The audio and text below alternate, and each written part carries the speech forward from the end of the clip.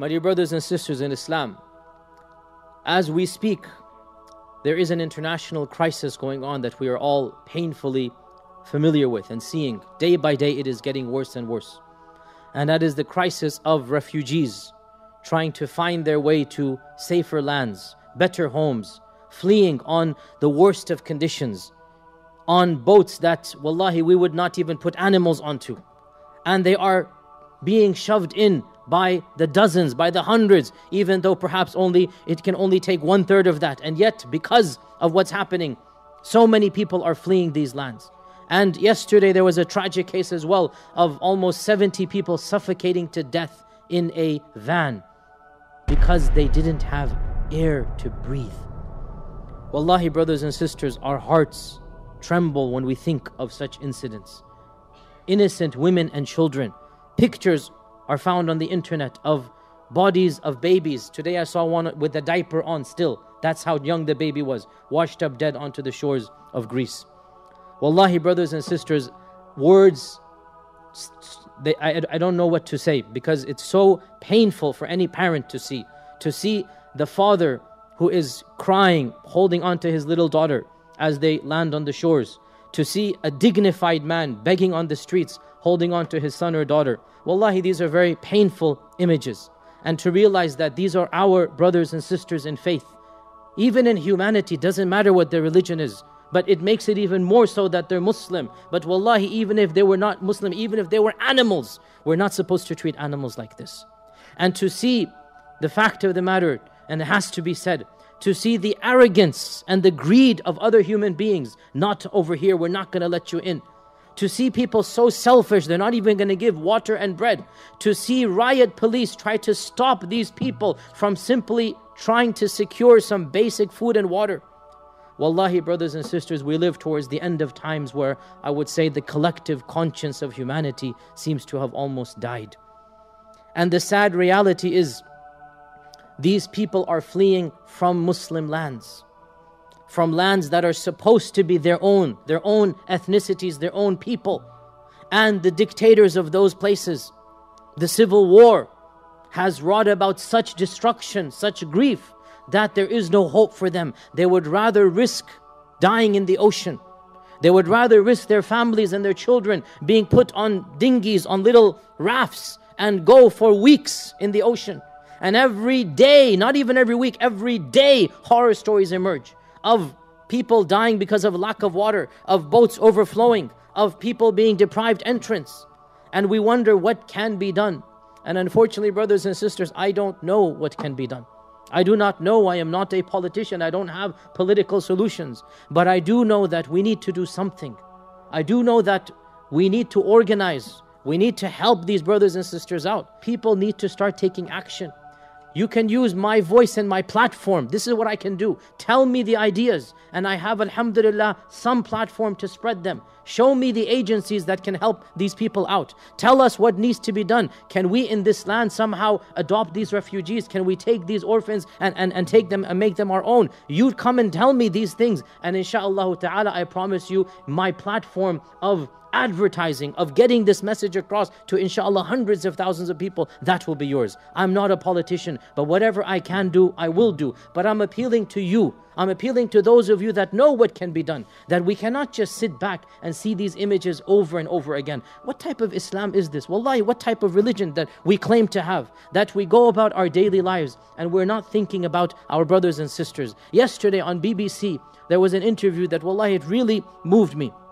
A Syrian elderly man was being interviewed, and the interviewer was very sympathetic to him, very nice to him. And he said, what is your message to those people that don't want you to come to this land? It was, I believe, Macedonia or Greece, I forgot where. What is your message to those people who are wanting to stop you from coming in? And they're trying to prevent you. Give me a message I can tell to them. He said, we are humans just like you. And I pray to God that you never have to suffer the destruction and humiliation that we have had, so that we have to go around begging people for help. May Allah protect you from what He's tested us with. This is what the brother was saying. And it was such a moving plea, because these people, wallahi, they never ever thought one day that they would have to flee their countries. There was no great famine or great strife. They grew up similar lives to us. But وَتِلْكَ الْأَيَّامُ نُدَاوِلُهَا بَيْنَ النَّاسِ. This is the qadr of Allah. Nations come and go. Security comes and disappears. And do not feel safe and secure that what is happening over there will not happen where we are. أَفَأَمِنُوا مَكْرَ اللَّهِ فَلَا يَأْمَنُ مَكْرَ اللَّهِ إِلَّا الْقَوْمُ الْفَاسِقُونَ. Never be secure and safe. Never feel, oh, that's not going to happen over here. Never. Because the places where this is happening, everyone in this audience could never have predicted that this would happen, even 5 years ago. Something impossible to imagine. From the land of Sham, from the blessed land of Syria, to see tens of thousands of people, millions of people fleeing. Why? Not because there's no food and water in that land, but because the tyrannical regime has prevented these people from even accessing food and water. From the constant bombing, constant killing, constant civil war. What are you going to do? Of course they have to flee. What else do they have? So my dear brothers and sisters, if we did save one person, maybe that one person will be our ticket to Jannah. We're not going to be responsible for beyond what's our control. But every one of us should give what we can. Every one of us should sacrifice whatever we can. Every one of us should try to alter our lifestyles in the least that we can do. And I say this over and over again every time a tragedy and calamity happens. The least that we can do is to be thankful to Allah for all the blessings He has given us. And that thanks is demonstrated through extra prayer, extra rituals, extra worship, extra sadaqah. That thankfulness isn't just by the tongue, oh Allah, thank you, oh Allah, alhamdulillah. That's no. That thankfulness is demonstrated by living a life of humility, a life of humbleness, a life of appreciation. Thank Allah you can hug your daughter before you go to sleep and you're not worried about somebody throwing a bomb on it. Wallahi, I mean, this is such a simple blessing. Thank Allah your sons come home and you're arguing over the most trivial things. And you don't have to worry about where is he going to be fed from. Thank Allah you have air to breathe rather than the 71 people who died because they didn't have air. Think about that. They were literally suffocated in the back of a truck and the drivers, whatever the story, they just left them until they died out of heat and because they didn't have air to breathe. Thank Allah. That should lead us for humility, for thankfulness, for extra worship, extra religiosity. Maybe I can't save all of them, but I can become a better person. I can be more appreciative. I can be a better Muslim, a better human being. And that is at least the minimum that we can do. But I want to do more than the minimum. I don't want just the minimum. I want to go beyond this. And that's why I am challenging you, all of us. This is a crisis that we cannot just sit back and ignore. Because, wallahi, if we did that, this would mean we have no heart. This would mean we have no sense of iman and humanity. And wallah, it's not even religiosity, it's humanity. Humanity. Even if animals were being treated like this, the world would become aghast. Brothers and sisters, this is not an empty request from all of you.